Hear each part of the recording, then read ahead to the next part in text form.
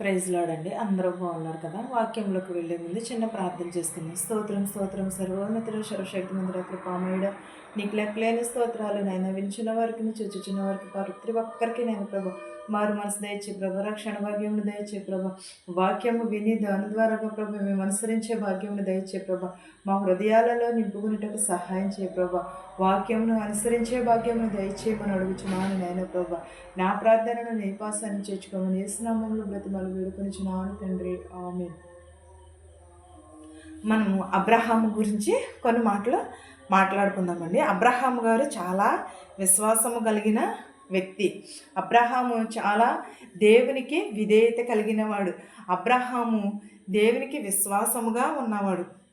అబ్రహాము అనగా ఇస్రాహేము అని అర్థం. యూదా క్రైస్తవం మరియు ఇస్లాము మతాలలో అత్యంత ప్రాముఖ్యమైన వ్యక్తి ఎవరు? మరియు ఆధ్యాత్మిక పితామహుడు దేవునిపై అచలనమైన విశ్వాసాన్ని, విధేయతకు మరియు విశ్వాసులందరికీ కూడా తండ్రిగా ప్రసిద్ధి చెందినవాడు ఎవరు? అబ్రహాము గారు. అబ్రహాము చాలా విశ్వాసము కలిగిన వాడు, చాలా నీతిపరుడు కూడా, దేవునికి అత్యంత ప్రియుడు కూడా. కానీ అబ్రహాము జీవితంలో చాలా కష్టాలు అనుభవించారు. ఎవరమైనా సరే కష్టాలు అనుభవిస్తాం కదా. దేవుని పిలుపును అందుకున్నవాడు అబ్రహాము. మెసొపొటేమియాలోని ఊరు అనే నగరంలో జన్మించినాడు. ఏ ఊరు? మెసొపొటేమియాలోని ఊరిలో జన్మించాడు అబ్రహాము. దేవుడు తన స్వదేశానికి బంధువులను విడిచి తాను చూపించే దేశానికి వెళ్ళమని ఆదేశించాడు. ఎవరికి? అబ్రహాము గారికి. నేనే చూపించిన దేశంకు వెళ్ళమని దేవుడు ఆజ్ఞాపించాడు. ఆయన ఆజ్ఞను పాటించి కానాని దేశానికి ప్రయాణమై వెళ్ళాడు. కానీ దేవుని వాగ్దానము అబ్రహాము వంశం ద్వారాగానే భూలోకానికి సమస్త జనులను కూడా ఆశీర్వదింపబడతారని, అతని సంతానము కూడా అభివృద్ధి చెందుతుందని, ఆకాశంలోని నక్షత్రముల వలె విస్తరిస్తుందని దేవుడు ముందే వాగ్దానం ఇచ్చాడు. ఎవరి సంతానము? అబ్రహాము సంతానము నక్షత్రముల వలె విస్తరిస్తాడని దేవుడు ముందే అబ్రహాముకు వాగ్దానం చేశాడు. మొదటి సంతానము ఎవరు? ఇస్సాకు. మొదటి సంతానము ఎవరు? అబ్రహాముకి ఇద్దరు భార్యలు. ఆ మొదటి భార్య పేరు సారా అయితే షారా అని మార్చబడింది. రెండవ భార్య పేరు హాగారు. మొదటి భార్యకు ఇస్సాకు జన్మించాడు. రెండో భార్యకు హాగారుకు అయితే ఇమానియేలు జన్మించాడు. ఇస్సాకు యూదులకు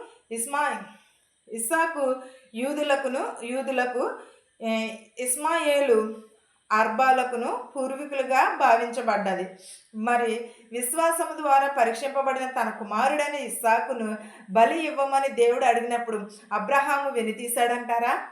వెనుతీయలేదు. వెంటనే దేవుడి ఆజ్ఞను పాటించాడు. అబ్రహామును దేవుడు పరీక్షించాడు. ఇస్తాడా ఇవ్వడా తన కుమారుని అని. ఎందుకంటే మొదటి కుమారుడు, లేక జన్మించిన కుమారుడు ఎవరు? ఇస్సాకు లేక జన్మించాడు.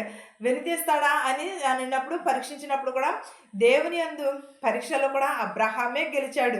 ఇస్సాకు బలి ఇవ్వమని దేవుడు అబ్రహామును పరీక్షించాడు. అబ్రహాము దేవునిపై నమ్మకంతో బలి ఇవ్వడానికి కూడా సిద్ధమయ్యాడు. చివరి క్షణంలో దేవుడు తాను పంపిన గొర్రె పిల్లను ఆయన బలి ఇచ్చాడు. ఆయన విశ్వాసాన్ని మెచ్చుకున్నాడు దేవుడు.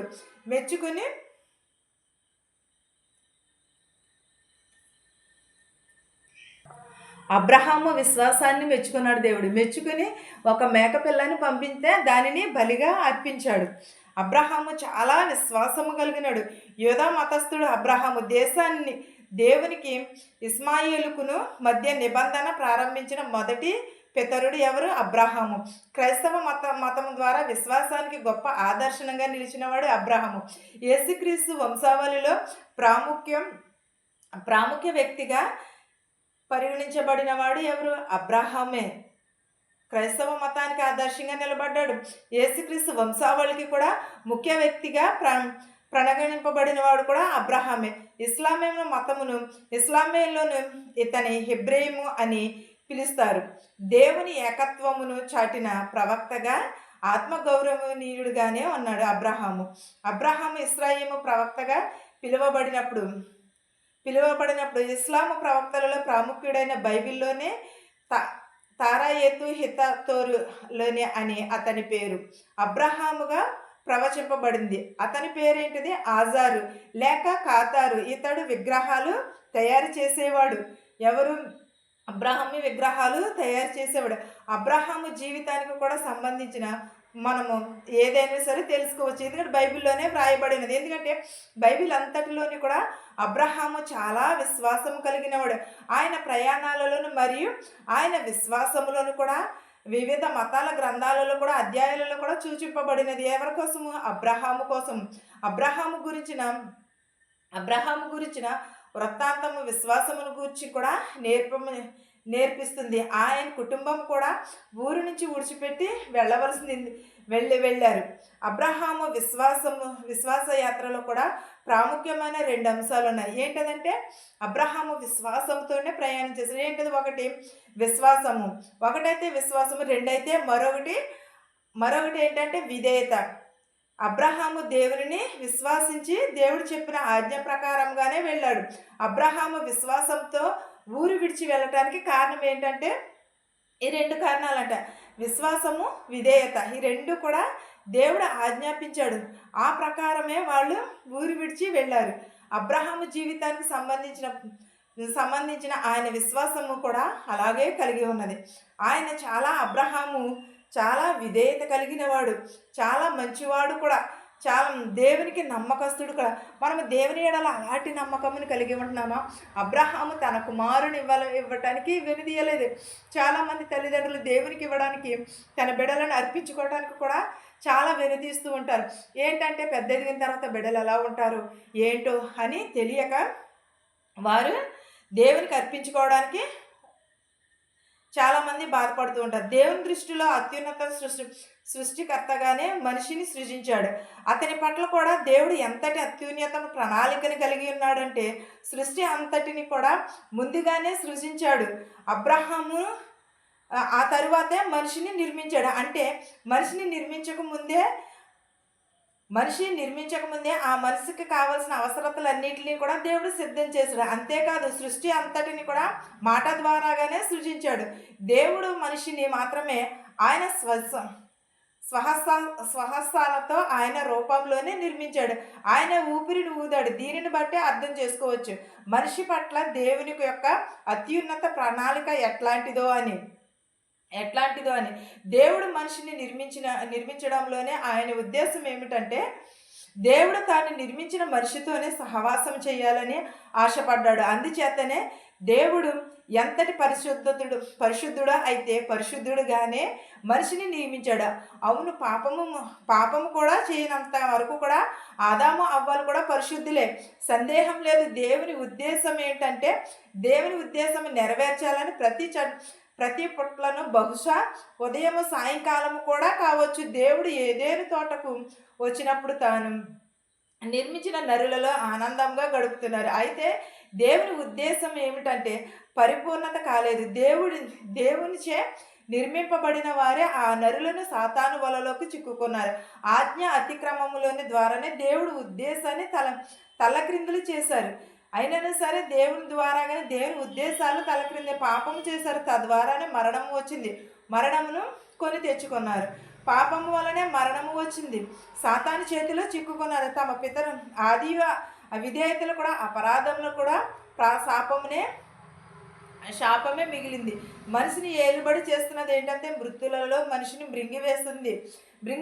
సృష్టి మొత్తం కూడా రోధిస్తున్న వారిని విడిపించేదే కొరడాలు రక్తము, గొర్రెపిల్ల రక్తము, మేకపిల్ల రక్తము ఏడాదికి కూడా మనిషి పావనను పరచలేదు. అయినా సరే అబ్రహాము ఎలా ఉన్నాడంటే విశ్వాసమును కలిగే ఉన్నాడు దేవుని పట్ల అబ్రహాము నివాసం ఎలా ఉన్నదంటే పరిశుద్ధ గ్రంథంలోని అతి ఎక్కువ సార్లుగా ప్రేరేపింపబడినది.